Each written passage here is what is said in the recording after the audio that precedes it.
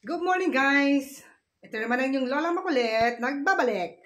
Workout muna tayo, short workout lang dahil medyo late ako ngayon at nag-tiktok pa ang inyong Lola. Ang tagal pala mag-tiktok, ano? Grabe!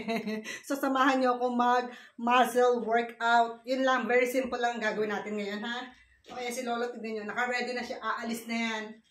Lalabas na siya. So, ito lang gagawin ko ngayon, muscle 2, 3, 4, 5, 6, 7, 8, 9, 10. Para maging firm na hindi siya lumawlaw ba?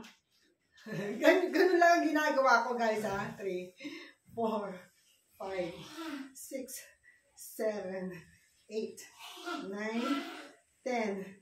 Okay. Tignan nyo. O, diba? Medyo firm siya ng konti. Awa naman ng Diyos. Hindi siya naglalawlaw ng konti. Dati kasi lawlaw yan. Yes, lawlaw na lawlaw. Talagang, ay, ewan. Wala akong masabi sa braso ko before. Kaya, ayan. Ganito lang gagawin natin, ha? Very, very light lang. Kaya ng kahit sino. Wala kang ganito. Gumawa ka, mag-improvise. Kayong balata, lagyan mo ng semento. Ganun lang ginagawa ko dati pag nasa Pilipinas ako eh. Oh, ganyan lang tayo. Kung narinig nyo sumisinga-singa yung aking husband, ay siguro naman ng Diyos, medyo papagaling na siya. Pero hindi pa rin yata kami lalabas ngayon para magbisikleta, ha? Dito lang muna kami sa bahay. Kaya guys, samahan nyo ako sa aking indoor.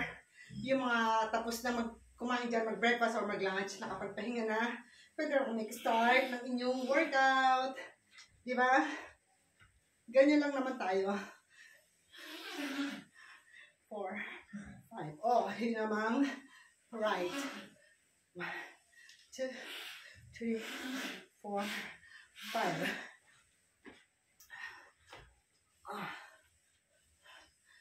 Huwag niyang pakamasdan yung aking tiyan. Ganyan talaga yan.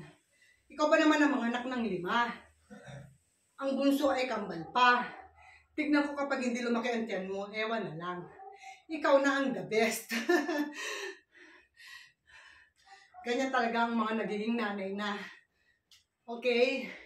Kaya doon sa gusto pang maging sexy na baguhang nanay, ingatan nyo ang inyong sarili. After nyo mga anak. Okay guys. Ganito lang. Very, very light. O sige.